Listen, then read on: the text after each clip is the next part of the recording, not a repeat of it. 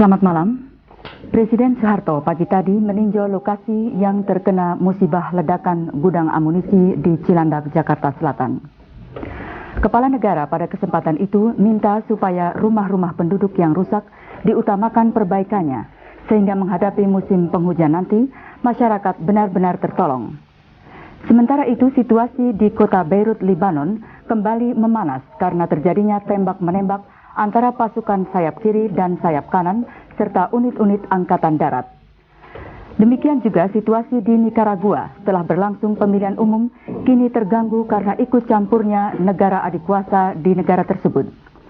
Berita-berita penting itu berturut-turut membuka dunia dalam berita malam ini, dirangkaikan dengan situasi di perbatasan Thailand-Kamboja.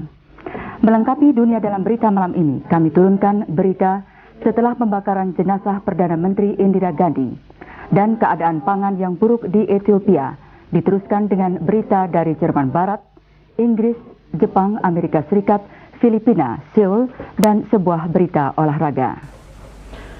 Presiden Soeharto didampingi Pangap Jenderal LB Murdani, Kepala Staf Angkatan Laut Laksamana Romli dan Pangdam 5 Jaya, Mayor Jenderal TNI Tri Sutrisno, pagi tadi mengadakan kunjungan mendadak ke lokasi musibah ledakan gudang amunisi di Cilandak, Jakarta Selatan. Dalam kunjungan itu, Kepala Staf Kodam 5 Jaya, Brigadir Jenderal TNI Sugeng Sutrisno melaporkan bahwa partisipasi masyarakat dari luar lokasi sampai hari ini sangat menggembirakan. Sehingga dengan demikian upaya perbaikan rumah-rumah penduduk yang rusak berjalan dengan baik dan lancar. Dikemukakan pada hari-hari biasa jumlah personil yang terlibat sekitar 800 orang lebih, sedangkan pada hari Sabtu dan Minggu menjadi berlipat ganda. Menurut Kepala Staf Kodam 5 Jaya, kerugian yang diperkirakan semula mencapai jumlah 1,2 miliar rupiah secara keseluruhan, ternyata sampai saat dilaporkan ini telah mencapai hampir 1,3 miliar rupiah dan belum termasuk material. Untuk itu, upaya perbaikan-perbaikan akan dapat diatasi sesuai dengan yang direncanakan. Presiden Soeharto pada kesempatan itu menanyakan mengenai rumah-rumah yang rusak, apakah milik penghuninya sendiri atau disewakan kepada orang lain. Kepala negara memberikan petunjuk agar diberikan perhatian utama dalam upaya perbaikan rumah-rumah penduduk yang rusak itu, mengingat musim penghujan telah mulai turun sehingga mereka benar-benar tertolong.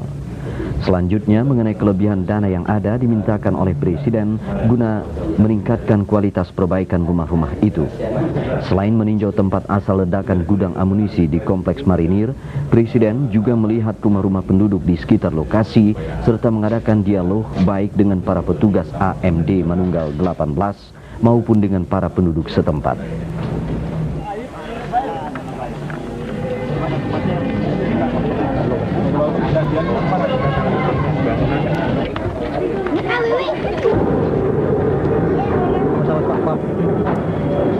Ini sedang dibangun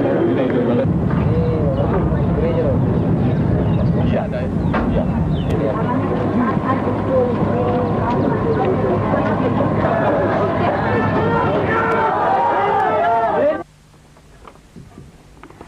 Angkatan Darat Lebanon masih menutup seluruh jalur jalan raya utama antara Beirut Barat dan Beirut Timur kemarin karena pertempuran sengit masih berlangsung walaupun telah diadakan 4 persetujuan gencatan senjata dalam 12 jam terakhir.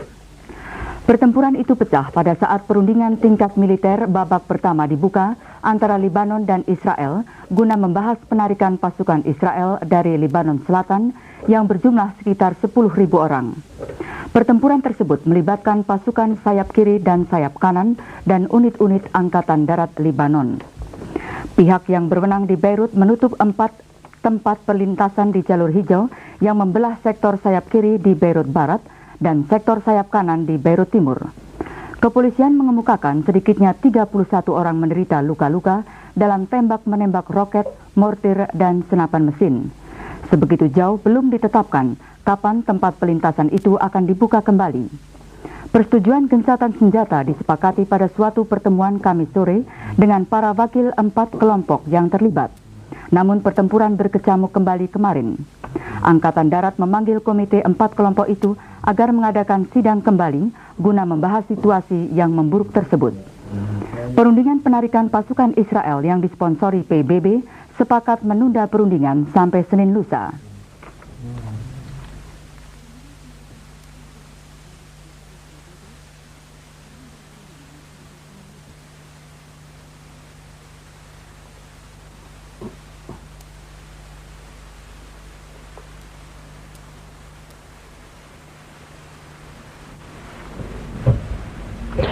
Sampai hari ini masih belum ada kepastian apakah kapal barang Uni Soviet yang berlabuh di Corinto, Managua memuat perlengkapan militer atau tidak. Kapal tersebut merapat di dermaga pada hari Selasa lalu dan hingga kemarin masih belum membongkar muatannya. Penguasa pelabuhan Corinto mengatakan bahwa kapal barang itu memuat sejumlah kecil peralatan militer. Sementara itu, pemerintah Uni Soviet telah memberitahu Amerika Serikat bahwa negaranya tidak mengapalkan peralatan militer berupa pesawat tempur MiG ke dalam kapal itu. Sebelumnya, pernyataan yang sama juga dikeluarkan oleh Menteri Luar Negeri Nicaragua, Miguel Descoto, yang dengan tegas menolak tuduhan Amerika Serikat.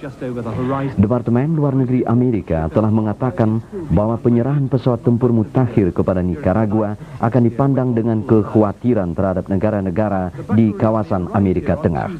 Selanjutnya dikatakan Amerika Serikat tidak mencari alasan untuk menyerbu Nicaragua, tetapi benar-benar akan melakukan hal itu bila Uni Soviet terbukti mengirimkan pesawat tempurnya ke Nicaragua.